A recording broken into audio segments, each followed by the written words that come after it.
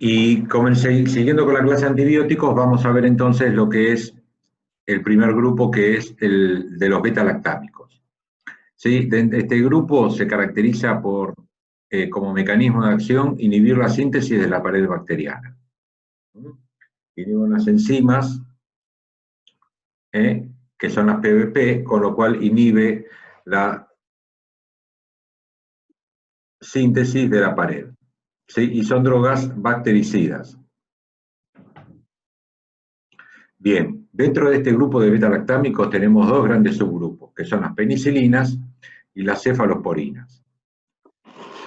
Y son drogas que suelen sufrir resistencia, los microorganismos pueden presentar resistencia a este grupo de antibióticos y en general se debe a que desarrollan unas enzimas que se llaman beta-lactamasas, que destruyen el anillo beta-lactámico, que es parte de la estructura del antibiótico, y entonces de esa manera generan resistencia tanto a penicilinas como a cefalosporinas. Nosotros, por suerte, existen drogas que son inhibidoras de beta-lactámicos, que son inhibidoras, de beta-lactamasas, que se asocian muchas veces a estos antibióticos, tanto a las penicilinas como a las cefalosporinas, cuando sospecho que hay un microorganismo que desarrolla beta-lactamasas. Ejemplos de inhibidores de beta-lactamasas son, por ejemplo, el ácido clavulánico o el sulbactam. Para tratar infecciones en pacientes embarazadas, las penicilinas están dentro de las más utilizadas, son drogas que tienen muy bajo riesgo fetal. Profe, Sí. el ácido clavulánico, tengo muchos conocidos que les hace muy mal. ¿Qué es lo que tiene en particular? No, el ácido clavulánico es un inhibidor de beta-lactamasas. Lo que me parece que les hace mal es La combinación. la combinación, el antibiótico, que ahora lo vamos a ver, la amoxicilina, que viene asociada al ácido clavulánico. ¿Sí? Claro, porque cada vez conozco más gente que le hace, pero estragos. Sí, generalmente uno de los estragos seguramente es la aparición de diarrea, intolerancia Sí. gástrica. Sí, porque altera la flora intestinal, produce diarrea y eso es especialmente con amoxicilina. Y También vértigo también. es un efecto adverso raro de los beta-lactámicos, pero puede producirlo. Bueno, gracias. Entonces, en general los beta-lactámicos, ¿sí? Tienen muchos tienen mala biodisponibilidad por vía oral, ¿sí? Excepto algunas excepciones, que ahora vamos a ver, ¿sí? Y tienen una vida media muy cortita, las penicilinas de entre media hora y 2 horas. Y dentro de los efectos adversos de los beta-lactámicos, el más importante son las reacciones de hipersensibilidad.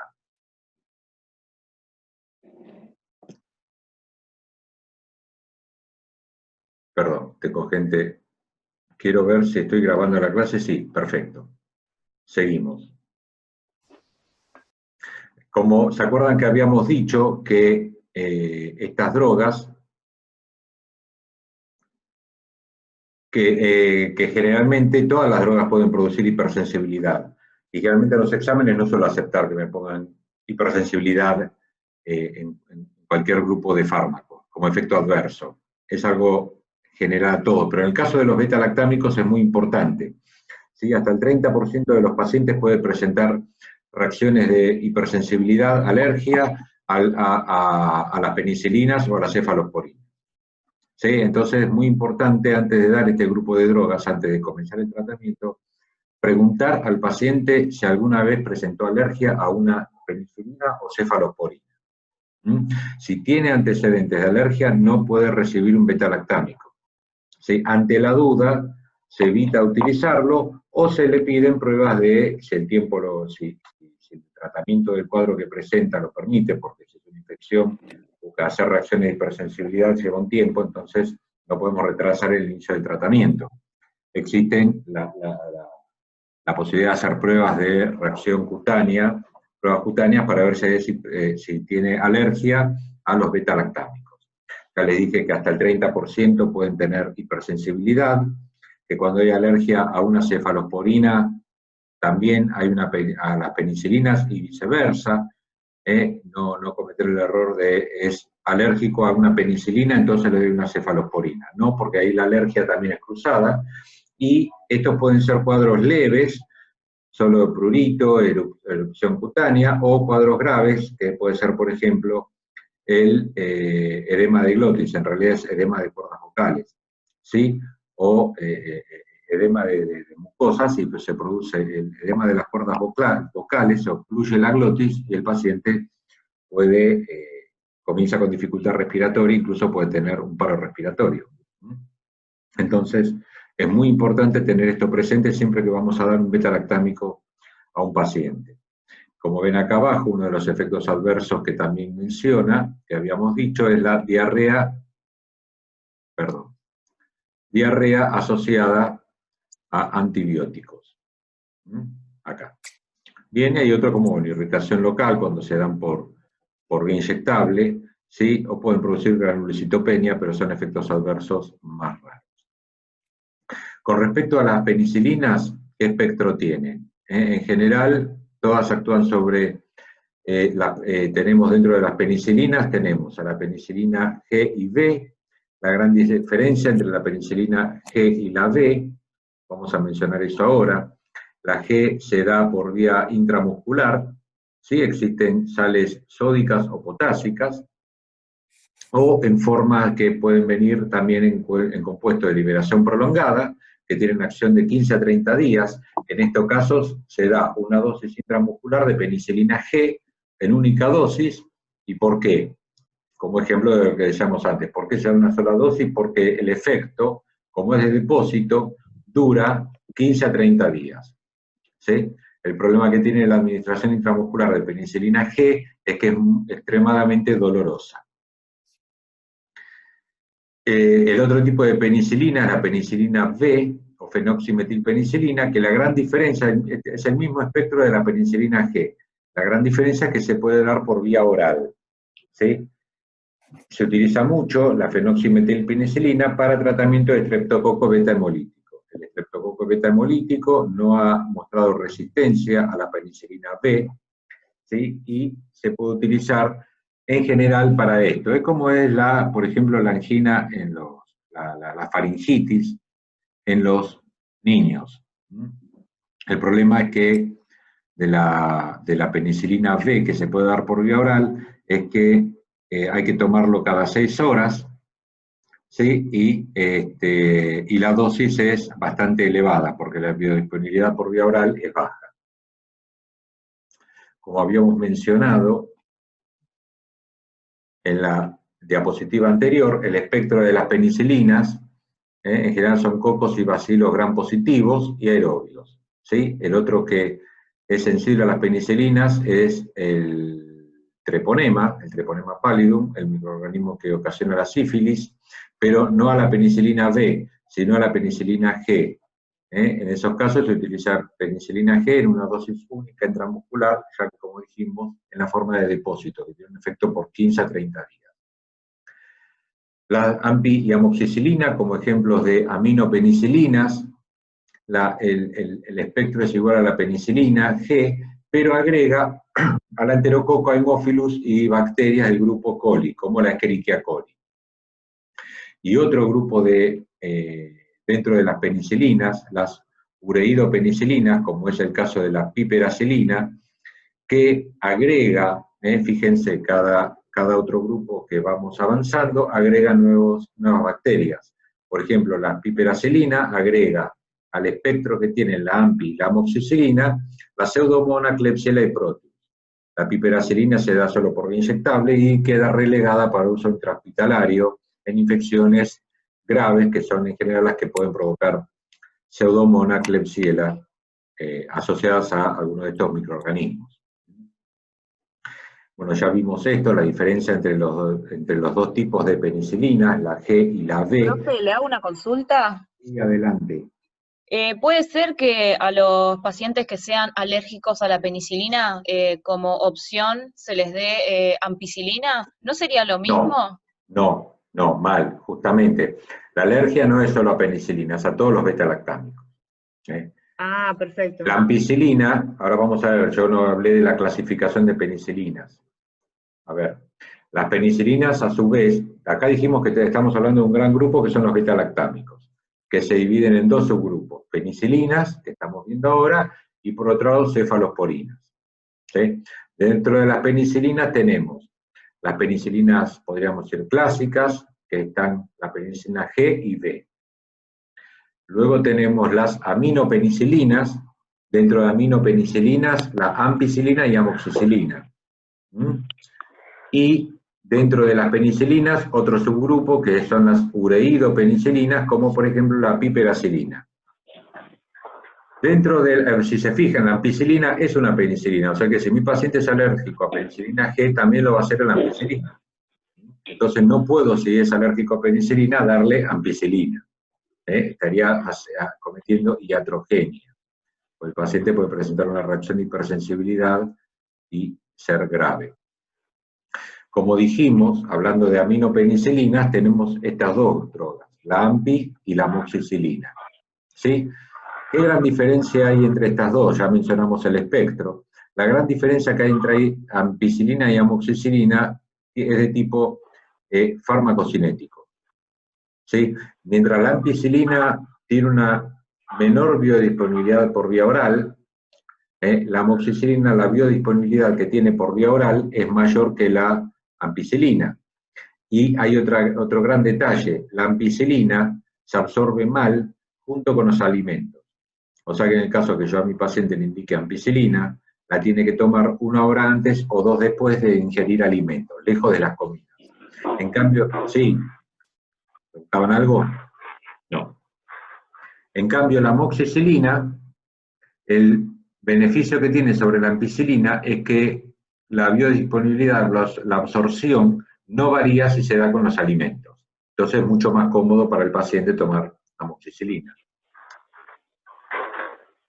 Por otro lado, hay presentaciones en forma farmacéutica de amoxicilina que se pueden tomar 2 veces al día, mientras la ampicilina hay que tomarla 4 veces por día, por ejemplo. Y esto uno dice, bueno, pero muchas veces para el paciente es un incordio acordarse cada 6 horas de tomar el antibiótico. ¿Me explico? ¿Sí? Y calcular de tomarlo la última dosis antes de acostarse, la primera al levantarse, para que no pasen más de 6-7 horas entre una dosis y la otra. Entonces eso tiene cierta incomodidad. Por eso se utiliza muchas veces más la amoxicilina que la ampicilina. El espectro ya dijimos que era similar a la penicilina G, que se agregaban enterococos, Haemophilus, con lo cual es muy útil también para infecciones de tipo respiratoria, para Haemophilus, enterobacterias, como la Escherichia coli. Por eso es muy útil, se puede utilizar también las aminopenicilinas para tratar infección urinaria. En el caso de las pacientes embarazadas, la aminopenicilina, que es una droga de bajo riesgo fetal, es una opción para infección urinaria baja en pacientes embarazadas. Valeria Martínez levantó la mano, la escuchamos. ¿Sí?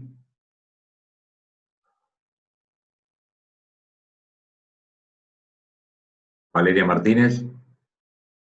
No. Bien. Con respecto a los efectos adversos, son los mismos que ya mencionamos para las penicilinas, y que en muchos casos hay resistencia por presencia de beta-lactamasas, y como preguntaron antes, el ácido clavulánico, se asocia, por ejemplo, la amoxicilina a ácido clavulánico, y la ampicilina generalmente a sulbactam. ¿Sí? En el caso de que yo sospeche una bacteria resistente, entonces se asocian a estos inhibidores de beta-lactamasas.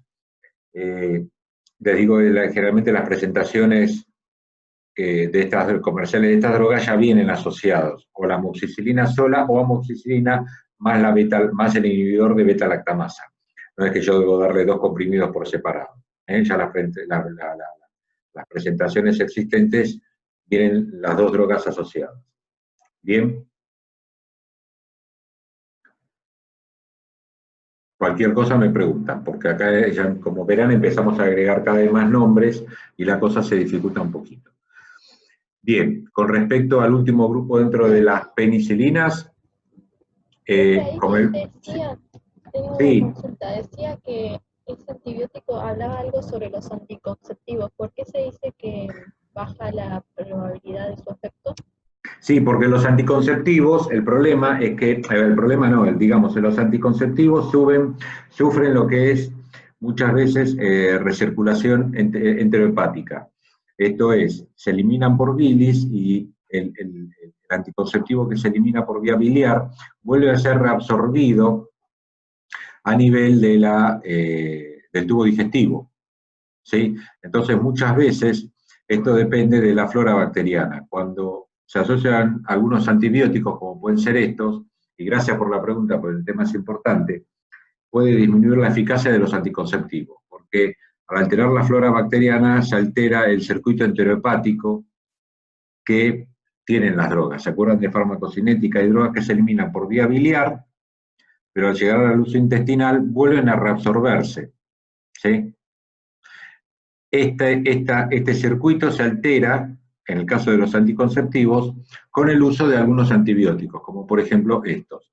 Entonces, es importante, si una paciente está tomando anticonceptivos antes de darle el tratamiento, preguntárselo y aclararle que puede perder eficacia. No sea cosa que darle un antibiótico, como podría ser la amoxicilina, la paciente pues quede embarazada y se enoje con nosotros, ¿no? Entonces es importante tener eso en cuenta y aclarárselo. Que tiene que tenga cuidado en ese periodo porque puede perder eficacia el anticonceptivo. No sé si aclaré tu pregunta. Ahí entendí, gracias. Bien. Y bueno, dentro de las ureidopenicilinas hay más clasificaciones, hay otras, pero estas son las más importantes. Como dijimos, la piperacilina agrega al espectro de las aminopenicilinas la Klebsiella, ¿sí? Por ejemplo, Klebsiella y Pseudomonas. Entonces, estas tienen alta penetrancia tisular incluso en hueso. ¿Bien? Y se utilizan solo por vía intravenosa, los que son por ejemplo, la piperacilina. ¿Alguna pregunta hasta acá de penicilinas? Habíamos dicho entonces que los beta-lactámicos teníamos dos grandes grupos, penicilinas y cefalosporinas. Con respecto a las cefalosporinas, actúan de la misma forma, inhibiendo la síntesis de la pared bacteriana, es el mecanismo de acción que comparten todos los beta-lactámicos. Yo tengo una pregunta sobre las penicilinas. Adelante. Estuvimos realizando un trabajo sobre la sífilis y dice que en las gestantes, por más que haya alergia a la penicilina, se les indica penicilina. ¿Cómo? O sea, como que en gestantes, en caso de sífilis, por más que haya alergia, se les indica penicilina. Mirá, yo tendría que repasar el tema en particular. ¿Qué pasa en una paciente embarazada alérgica a penicilina si presenta sífilis? Si es alérgica, yo no se la daría. Tendría que revisar cuál es la alternativa de tratamiento. O sea, si por supuesto, hay alternativas al tratamiento para los alérgicos a las penicilinas, pero yo no me acuerdo ahora si la alternativa al tratamiento se puede utilizar en pacientes embarazadas. Lo que sé es que si es alérgica a la penicilina, yo no se la daría. Ok. Pero claro, puedo averiguarlo. El apunte que nosotras leímos decía que se le daba penicilina igual, internándola y que tratando los síntomas de Hipersensibilidad. Claro. Bueno, es una opción. Tendría que ver en esos casos qué opciones en pacientes embarazadas hay a la penicilina G. Pero, sí, por supuesto, si le van a dar un beta-lactámico y tiene antecedentes de hipersensibilidad, mínimo internada, pero ya les digo, el cuadro puede ser de una alergia leve hasta puede ser de un cuadro de hipersensibilidad grave, un shock anafiláctico, y presentar edema generalizado, erupción mucocutánea y edema de glotis. En esos casos es una emergencia médica porque el paciente que hace un edema de glotis se asfixia directamente, puede entrar en apnea y paro. Bien. Profe, yo tengo Sí. otra pregunta con respecto a las penicilinas. En una de las diapositivas anteriores, cuando hablábamos de penicilina G y B, Sí, ¿puede ser? Si no sé Sí. si puede volver porque... estoy volviendo. Tengo entendido, bueno, hemos visto en obstetricia que el tratamiento intraparto para el estreptococo beta hemolítico es con penicilina G sódica, y ahí Sí. veía que decía que era penicilina B, y quería saber cuál era la diferencia entre Entre B y penicilina beta. G y penicilina B. Sí, No, la gran diferencia es que la penicilina B se utiliza para el estreptococo beta hemolítico, pero no intraparto. ¿Sí? El problema de la penicilina B, que por vía oral tiene baja biodisponibilidad. está bien. Gracias. No, de nada. Bueno, continuamos entonces. Habíamos llegado a las cefalosporinas, habíamos dicho que tenían el mismo mecanismo de acción, que la resistencia bacteriana también es por beta-lactamasas, y que como efectos adversos hay que tener en cuenta que tienen hasta alergia cruzada con las penicilinas, o sea que si el paciente es alérgico a penicilina tampoco puede recibir una cefalosporina, pueden producir nefrotoxicidad, y como un efecto adverso muy frecuente es la diarrea asociada a antibióticos. Lo que preguntaban antes para el caso de la amoxicilina, también se puede ver con muchas cefalosporinas.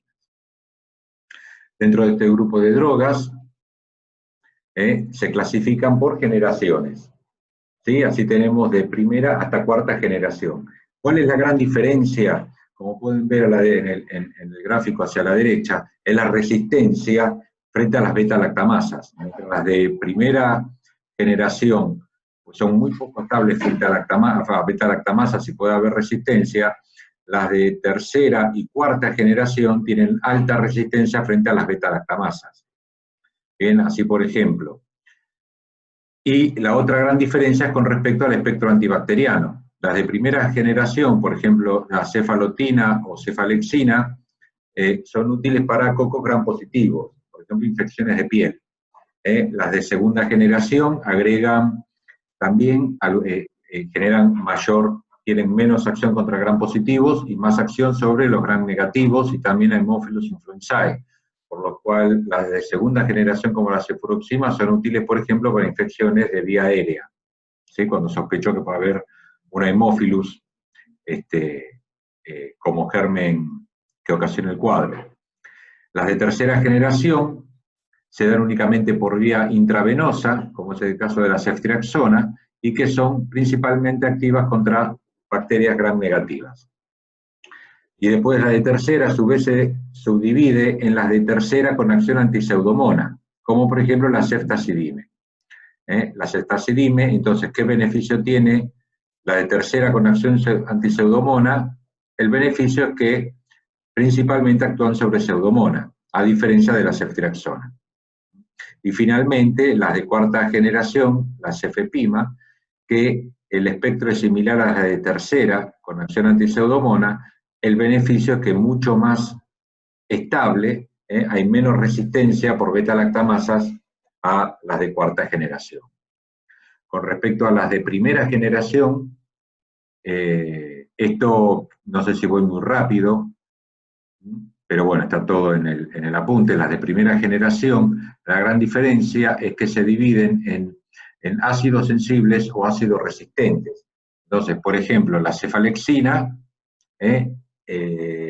entre cefalexina y cefalotina, la cefalexina se da por vía oral, ya que es ácido resistente, y la cefalotina se da en general por vía intravenosa, porque la droga es ácido sensible. Entonces, al ser ácido sensible, la biodisponibilidad por vía oral es muy baja.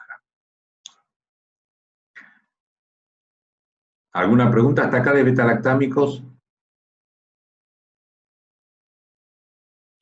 Pasando a otro grupo de antibióticos, ahora vamos a mencionar los aminoglucósidos. Y dentro de los aminoglucósidos son todas drogas que se dan por vía parenteral, no se dan por vía oral. Entre el grupo tenemos, por ejemplo, la gentamicina y la amicacina. En algunos ejemplos, como la tobramicina, se dan por vía tópica, Por ejemplo, la tobramicina es un antibiótico muy utilizado para infecciones oculares, que vienen colírios. Son de pequeño espectro y actúan específicamente sobre bacterias gram negativas y aerobias. En bacterias anaerobias no tienen acción, solo bacterias gram negativas aerobias, y el mecanismo de acción es inhibir a la síntesis proteica a nivel bacteriano.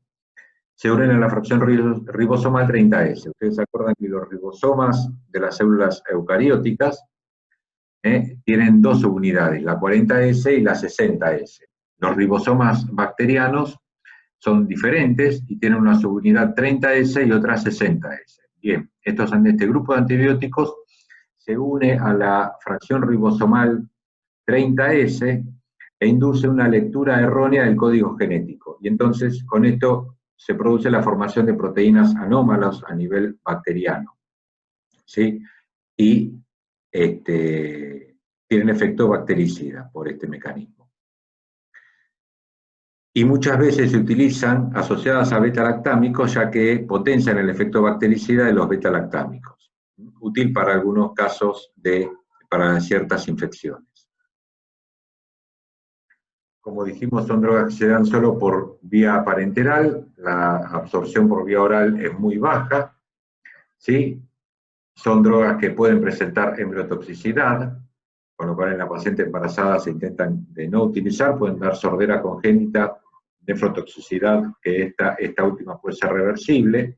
Y entre algunos de los efectos adversos más importantes de los aminoglucósidos, tenemos la ototoxicidad y la nefrotoxicidad. Esos vendrían a ser los efectos adversos más importantes. Y ya, para ir terminando, no se asusten, habrán visto que tenemos varios nombres.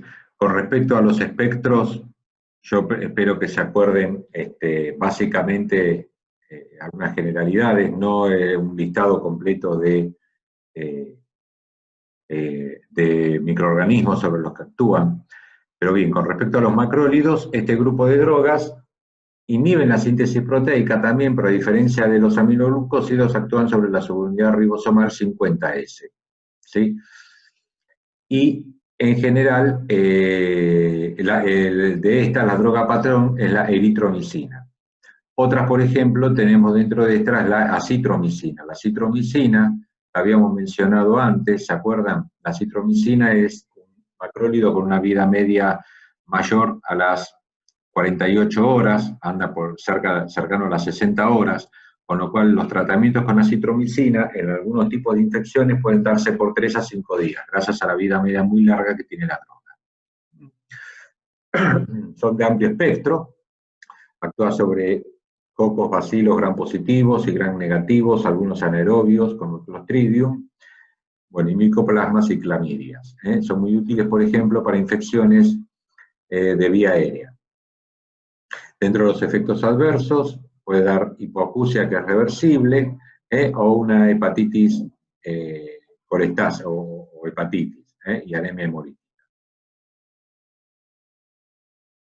El último grupo de antibióticos que quiero mencionar, y es porque son drogas muy utilizadas, como es el caso de las quinolonas. Dentro de estas, la ciprofloxacina o la norfloxacina o levofloxacina, son drogas muy utilizadas, por ejemplo, para tratar infección urinaria en general. En las mujeres, el problema al tratar la infección urinaria, que es un cuadro bastante común en pacientes jóvenes, hay que tener en consideración de que este grupo de antibióticos está completamente contraindicado en embarazadas, en niños y embarazadas, ya que lo que puede dar es, se sabe que es teratogénico, y entre otros efectos adversos que puede dar fuera del embarazo es tendinitis, vértigo, artropatía, dolores articulares. Este grupo de drogas inhiben la síntesis de ARN y ADN bacteriano, ¿sí? Son bactericidas y son drogas de amplio espectro. Lo importante es que lo quería traer a colación justamente para tener en cuenta y recordar que las quinolonas en pacientes embarazadas no pueden utilizarse. Entonces es muy importante, si a una paciente en edad fértil pensamos darle tratamiento con quinolonas, es tratar de asegurarnos que no esté embarazada o que no haya quedado recientemente embarazada, por ejemplo, si está en la segunda parte del ciclo, que podría estar potencialmente embarazada, si no utiliza métodos anticonceptivos, tener esto en cuenta para tratar de evitar este grupo de drogas en esos casos. ¿Alguna pregunta hasta acá? Entonces, dentro de los antibióticos, hemos visto estos 4 grupos, beta-lactámicos como el más importante, este detalle esto que hablamos de las quinolonas, recordar que en embarazadas no se pueden utilizar, y después el grupo de los macrólidos y los aminoglucósidos, ¿sí? Y el otro grupo que no tengo la diapositiva, son las tetraciclinas, que actúan en forma similar a los aminoglucósidos. Con respecto a las tetraciclinas, ahí me acordé por lo que me preguntaban antes de tratamiento para sífilis en pacientes alérgicos a la penicilina, la doxiciclina es una alternativa válida. La doxiciclina es una tetraciclina que es activa, aunque hay cierta resistencia a la doxiciclina por parte del bacilo, perdón, me trabé, de la sífilis, el treponema pallidum, eso. Y por eso se prefiere la penicilina G de primera opción, pero para pacientes alérgicos la doxiciclina es una opción. Y para terminar, sí, adelante. No, que hay una compañera hizo una pregunta que está buena sobre si las quinolonas están contraindicadas también en lactantes. Sí, también. En niños y embarazadas. En ambos casos. En lactantes también, por supuesto. Y para terminar, habíamos mencionado al principio de la clase el tema de antisépticos, que habíamos dicho que son drogas que tienen baja especificidad, actúan sobre todo tipo de microorganismos, ¿sí? ¿Cuál es la importancia de un antiséptico cuando lo aplicamos? Por ejemplo, un ejemplo de antiséptico, los compuestos de yodo, como la iodopovidona, que se utiliza mucho en terapéutica, o el alcohol etílico, el alcohol medicinal, ¿sí? Alcohol al 70 o al 94%.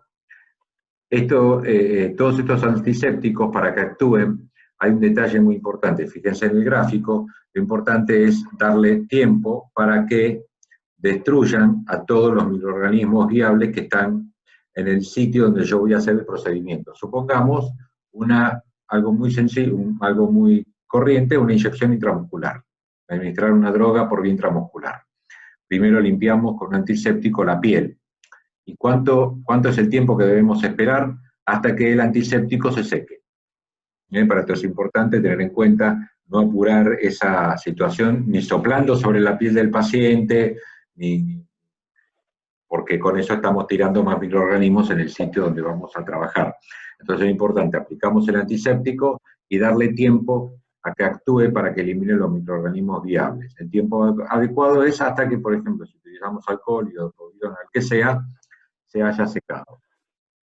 ¿Cuáles son las dos características, condiciones que debe tener un buen antiséptico? Es la eficacia, propiedad de eliminar microorganismos patógenos, y la sustantividad. ¿Qué es la sustantividad? La capacidad de permanecer en el sitio de acción.